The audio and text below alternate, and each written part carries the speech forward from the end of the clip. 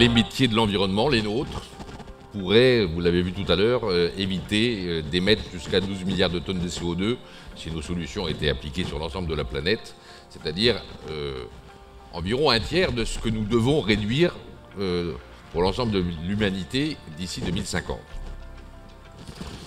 Une partie non négligeable de ces solutions, c'est ce que je voulais surtout vous dire, une partie non négligeable de ces solutions sont déjà accessibles et peuvent être déclinées rapidement avec des coûts raisonnables, des solutions à court terme tout à l'heure, et même entre court et moyen terme, des coûts raisonnables et des résultats probants. Pour être acceptée, une transition doit être bénéfique pour l'environnement, mais aussi socialement juste et perçue comme telle. Et nous ne pourrons pas réussir la transition énergétique en négligeant son volet social. On le voit dans notre pays d'ailleurs depuis quelques mois.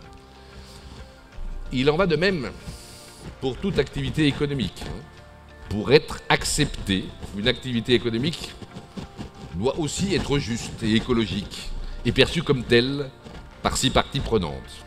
Et ça nous ramène à la raison d'être que je vous exposais en début de matinée, c'est-à-dire à expliciter à qui, en quoi et comment une politique ou bien une entreprise comme Veolia, en quoi elle est utile.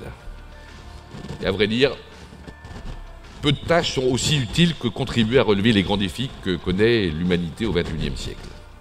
Pour la part qui est la nôtre, nous voulons les relever et aider nos clients à le faire. C'est aussi cela que nous avons voulu vous montrer en passant au crible cette large gamme de solutions efficaces. En définitive, une entreprise utile, n'est-ce pas aussi une entreprise qui, face à la démesure des défis de l'humanité, en particulier celui du climat, ne baisse pas les bras et pense encore possible de relever les défis? C'est en tout cas notre conviction chez Veolia. J'espère vous l'avoir fait partager.